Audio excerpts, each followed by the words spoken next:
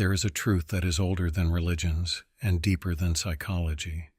You chose your family not by chance, not as a punishment, but because of something your soul knew long before your birth.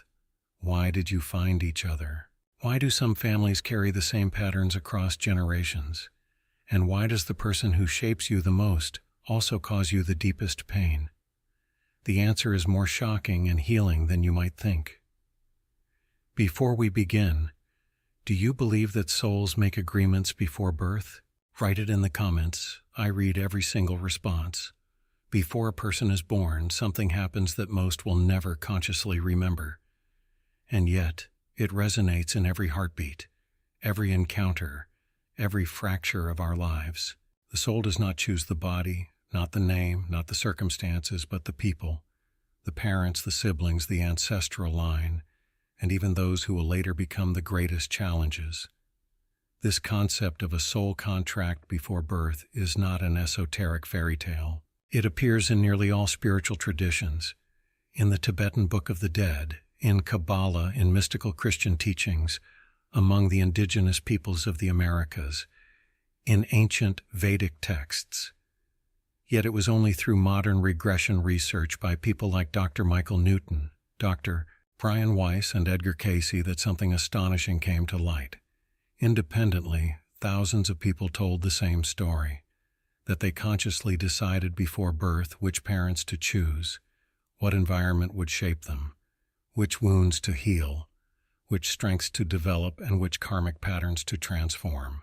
The choice of parents is never random. Newton described it this way: the soul does not choose comfortable parents, but suitable ones. Some choose parents who nurture, love, and protect them to learn trust. Others choose parents who are cold, chaotic, or emotionally unreachable, not as punishment but with a higher intention, to develop strength, to learn boundaries, to finally break old karmic patterns, to understand compassion through experience. Many souls choose mothers or fathers with unresolved stories from past lives that continue to resonate. It is not about blame, it is about resonance. For according to Cayce, you choose the stage, not the play. The stage is your family. The play is what unfolds from it. And a soul knows in advance which roles await it. The mother whose pain you are meant to heal. The father whose threads help you grow. The sibling with whom you carry an old promise. The grandfather whose unfulfilled dream lives on through you. Family dynamics are never random. They are junctions of ancient stories. Why your soul knew exactly which experiences it needed, spiritual teachers say. The soul chooses experiences that will most quickly reveal to it who it truly is. Sometimes these are gentle experiences, love, closeness, security, but often they are painful. Rejection, loss, misunderstanding, injustice, emotional distance, not because suffering is necessary, but because it clarifies. The universe does not operate on punishment but on consciousness. A soul that wants to develop courage chooses a family where courage is needed. A soul that wants to learn healing chooses a family with wounds. A soul that wishes to experience unconditional love may choose parents who could never give it that, so it can create it for itself. It is paradoxical. It is challenging. And yet thousands of regression patients report the same. I chose them, and I knew why. Why difficult parents also have a spiritual function is a profound truth. Often the hardest truths are those that wound us, yet they play a role in the soul contract, not to destroy us, but to shape us. Many spiritual teachers say that difficult parents are advanced teachers in heavy costumes. This does not mean that abuse or pain are good. It simply means there is always a higher context that we may only understand later. Souls sometimes choose families that are themselves traumatized to end a karmic cycle. Sometimes they come as bringers of light into dark systems to initiate healing that was impossible for generations before. And sometimes it is not about the parents themselves, but about what the soul learns through them. Self-respect, setting boundaries, forgiveness, independence, self-love, courage to follow one's own path. The soul does not choose comfort, it chooses growth. The shocking truth: you have more in common with them than you believe. Newton, Casey, and Weiss all found the same point. Souls often incarnate repeatedly in the same family lines, not because they have to, but because they want to. There is a familiarity, a resonance, a kind of team, a clan of souls that meet over centuries in ever new roles. Today mother, once daughter, today brother, once friend, today opponent, once ally. The purpose is shared growth, the dissolution of old patterns, the remembrance of one's own truth, and that is precisely why this truth is so enlightening. You share more with your family than you can visibly recognize, not in behavior, but in origin. Your bond is older than this life. Your story began long before your birth, and it does not end with death. There are families where the same stories repeat, as if they are etched into the DNA. The same fears, the same wounds, the same patterns of silence, distance, anger, or loss. Spiritual teachers and modern scientists today confirm the same, just in different languages. Nothing that remains unhealed in a family disappears. It seeks a new form, a new generation, a new soul ready to carry and transform it. Family systems as karmic repetitions. Families are like energetic fields that store stories, not just biological information like eye color or body shape, but emotional programs, how love is given, how arguments are fought, how closeness is lived, how pain is expressed or suppressed, how one survives when things get tough. Some families carry the same theme for decades or centuries. A line of women who are abandoned, a line of men who are emotionally closed off, a pattern of addiction, a series of early losses, secrets, unexplained guilt, depressions that no one understands, hardness that is passed down or silenced, handed down like an inheritance. Spiritual traditions say a soul does not choose a family because of its wounds, but because of its mission. And this is where the deep meaning begins. Why some families carry a theme across generations. In nearly every culture there are narratives about generational karma, a kind of unresolved collective shadow that is passed on until a soul comes strong enough to face it. Michael Newton's research reports showed that souls consciously choose families where old patterns are repeated so they can end them. This means that if your life is marked by the same challenges as those of your parents, grandparents, or great-grandparents, it is not a coincidence. It is an invitation. For what repeats does not seek punishment, but resolution. Many souls incarnate into lineages burdened by unresolved historical traumas, war trauma, displacement, poverty, violence, guilt, unspoken shame. These energies do not simply vanish. They traverse through generations until someone arrives who is strong enough to break the cycle. The chosen one, the role of the cycle breaker. Every lineage has its own, the one child, the one soul who feels the theme before they even have words for it. Cycle breakers are those who, even as children, feel different, are more sensitive, ask questions that go unanswered, challenge patterns that everyone accepts, say no where others say yes, suddenly forge their own path, intuitively sensing what longs to heal. They are emotionally more awake, spiritually more receptive, often outsiders in their own families because they do not fit into the old patterns. Spiritually speaking, this means you are not different by chance. You are different because you are the change. Cycle breakers are not rebels. They are souls who have lived enough to recognize a pattern and to decide, it ends with me. This is not easy. It is an incarnational task, a blend of courage, pain, awareness, and love. Epigenetics and spirituality, how emotions are inherited. Modern epigenetics confirms what mystics have claimed for millennia. Trauma alters genes, and these changes are passed down. Studies on Holocaust survivors, war children, or individuals from violent systems show that fear can be inherited. Patterns of stress are transmitted. Emotional reactions may stem from previous generations. Family wounds persist even when no one speaks of them. Spirituality explains it this way: what remains unprocessed is inherited. Yet now comes the crucial point. This inheritance is not a fate, It is a calling. The soul ready to transform this energy is born into precisely the system that needs healing. Why your soul chose this family to heal something. Perhaps you have often wondered, why me? Why is my family so difficult? Why do I carry burdens that are not mine? From a spiritual perspective, the answer is this. The moment a pattern ends, a pattern does not end when everyone forgives, not when everyone changes, not when the past is clarified. A pattern ends in a single sacred moment when you act differently than your story expects. When you are loving, even though you learned hardness. When you set boundaries, even though no one knew boundaries. When you break the silence, even though silence was tradition. When you heal yourself, even though all before you broke apart. When you choose peace, even though war was taught to you. In that moment, the entire ancestral line feels it. What we have carried finds peace. Healing travels backward and forward through time. You do not only heal yourself, you heal those who came before you and those who will come after you. This is the true meaning of a soul contract. You are not here to bear the burden of your family. You are here to transform it. At first, this may sound contradictory, almost unfair. Why do the deepest wounds often come from those who are closest to us? Why does pain strike us where we are most vulnerable?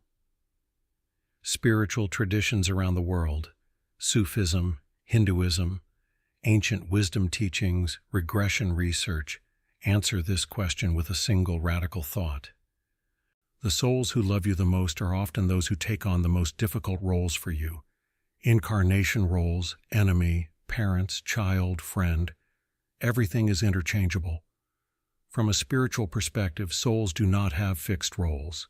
They are not forever parents, children, partners, or enemies. These roles are temporary, like costumed characters in a play called Life. Michael Newton and Brian Weiss documented thousands of regressions. The same souls appear again and again, but in completely different configurations. They switch roles depending on what needs to be learned or healed. In one life, a soul is your mother, in the next, your best friend, and in the life after that, perhaps even your greatest adversary. Not out of malice, but out of agreement. For a soul contract is not a reward. It is a task.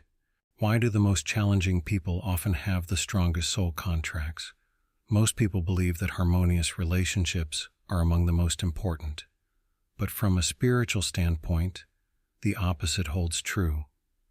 The greatest tasks come through those who challenge us. Why? Because true development rarely arises in comfort. The soul does not grow in safety, but in friction, truth, and reflection. Examples from regression reports show that a soul that experiences violence often has a contract with the very soul that will grant it the ability to set boundaries in the next life. A soul that experiences loss learns love without possession in the following life. A soul that encounters betrayal practices self-worth in the next incarnation. And the most surprising thing is that many of the most painful roles are taken on by souls that love you the deepest, in the in-between realm. They are willing to become your teachers, even if you curse them for it in life. The Sufi saying goes, the enemy is the teacher in disguise. The Sufis say, God sends you the teacher you need, not the one you want. An enemy in life can be an ally in the afterlife. Someone who says, I help you grow even if you curse me for it. In the ancient mystery schools it was taught, the one who hurts you shows you your wound. The one who provokes you reveals your limit. The one who ignores you demonstrates your worth. The one who leaves you shows your ability to stand. The one who breaks you reveals your strength to heal yourself. This perspective is not meant to trivialize pain. It merely explains that pain is not meaningless. Sometimes pain is the contract that awakens the soul. Soul families that remain together over centuries. Spiritual traditions call them soul groups, soul families, cluster souls, connected across many lives. They incarnate together, learn from one another, transform together, and find each other again and again, regardless of the body. Many people report, when I met him, I felt as if I had always known him. It was as if my heart remembered. We had never seen each other, but it felt familiar. These are typical signs of a soul encounter. In Newton's research, many regression patients said, "We are a group. We come together again and again. We play different roles, but we are the same souls." Sometimes these souls appear as partners, sometimes as siblings, sometimes as friends, and sometimes as those who push you to your limits. But they are always mirrors, always teachers, always reminders. This is why some encounters feel instantly familiar. Familiarity without a logical basis is one of the strongest signs of an ancient connection. It is not chemistry, not projection, not romantic delusion. It is memory. The soul recognizes what the brain cannot comprehend. She says, "I know you. This is not new. This is a continuation." Such encounters arise in moments when the soul is ready for a new step, when an old pattern needs to be broken, when a karmic bond must be released, when a task is about to begin, or when healing is due. Not every familiar encounter signifies love. Some signify a test, some signify farewell, some signify closure, yet they all mean there is something to recognize. The hidden plan behind conflicts. From a spiritual perspective, conflict is not a disturbance. Conflict is communication. The soul uses it to point you toward something, your truth, your boundaries, your wound, your strength, your lesson. A conflict is never random. It is a meeting point of two soul programs, a junction where something old ends or something new begins. Many returnees from near-death experiences report, "I understood why the difficult people in my life were there. They led me back to myself. What hurt you did not seek to destroy you. It sought to free you." For in the end, the deepest wounds often come from souls brave enough to teach you something you could never learn alone. When we speak of family, we often speak of beginnings and origins. Yet from the soul's perspective, family is not the beginning. It is merely the first station of a far greater hidden life plan that unfolds over decades. And this plan is not random. It is not based on luck, misfortune, or the whims of life. It arises from a single sacred purpose: healing plus remembrance plus fulfillment of your task. Why souls do not seek perfection, but growth. Many people believe that a harmonious life is a blessed life and a difficult life is a cursed one. Yet, from a spiritual standpoint, it is almost the opposite. Perfection brings no movement. Harmony breeds no courage. Pain opens doors that would otherwise remain shut. Therefore, the soul does not choose the perfect environment, but the most effective one. Not the parents who do everything right, but those who consciously or unconsciously set the crucial impulses in motion. Not the family that does not hurt you, but the one that leads you to the places where healing is possible. Not the life that is comfortable, but the life that reminds you of who you truly are. This sounds harsh, but it is a truth confirmed in thousands of regressions. The soul does not seek comfort, it seeks growth, truth, and liberation. The choice of your siblings, relationships, and challenges. If you have siblings, that too is no coincidence. Siblings often embody parallel soul contracts, a mirror of your unconscious patterns, a catalyst for courage, a counterbalance that forces you to find your own position. In many spiritual traditions it is said, siblings are two souls on the same path, not the same direction, but the same journey. And even your later relationships, friendships, partnerships, rivalries are part of a precise prenatal blueprint. They arise to teach you love, to teach you boundaries, to remind you of your dignity, to free you from illusions, to show you your task. Even the people who leave you do so not by chance. They fulfill a contract, one that moves you forward, sometimes through pain, sometimes through liberation, but always with meaning. Henry David Thoreau said, "There are no meaningless encounters. Spiritually speaking, the true is as true." How your soul gently guides you back to your path. The life plan is not a straight line. It is a movement, a circle, a river. And the soul knows every detour, every fork in the road, every wrong turn. What we experience as a crisis is, From the soul's perspective, correction, remembrance, return. The soul whispers through intuition, through encounters, through dreams, through symptoms in the body, through synchronicities that cannot possibly be coincidence. And when we stray too far, it calls us back, sometimes gently, sometimes painfully, not as punishment, but as guidance. For your soul is not interested in your success. It is interested in your authenticity. It wants you to remember why you are here, what you wanted to heal, whom you wanted to love, what you wanted to learn, what task you wanted to fulfill. If you feel you have lost your way, know that your soul has not forgotten you. It always leads you back. You find yourself only when you understand your origins. Many people feel free only when they realize that their family is not their prison, but their starting line. The moment you understand why your parents were the way they were, why you adopted certain patterns, why your pain makes sense, a new life begins. Your origins do not bind you. They explain you. And as soon as you recognize what your family has shown you, consciously or unconsciously, transformation begins. You shed old roles. You break karmic chains. You find your own voice. You walk the path that only you can walk. For you are not here to be a copy of your origins. You are here to become the completion of their journey, the ultimate reason for your choice. Healing plus remembrance plus fulfillment of your task. When you summarize all spiritual sources, Bardotal, Christian mysticism, Kabbalah, regression research, Sufi teachings, you arrive at a simple yet profound conclusion. Your soul chose your family to heal, to remember, and to fulfill your task. Healing means breaking old patterns, transforming wounds, creating peace where there was once war. Remembrance means feeling your true origin, rediscovering your inner voice, recognizing who you truly are. Fulfillment means living your unique contribution, bringing humanity to a higher expression, making the love within you what it has always been. Indestructible.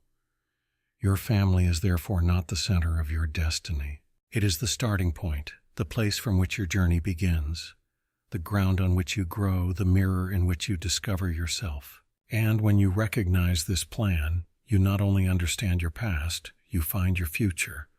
The quiet thought that nothing in your life was coincidence, not your birth, not your wounds, not your family. You were not simply thrown into existence. You came to complete something that began before you. You are the soul that had the courage to navigate this very constellation because you possess the inner strength to heal where others are broken. Therefore, I want to ask you a question, not to your mind, but to the part of you that has known for a long time that it is true.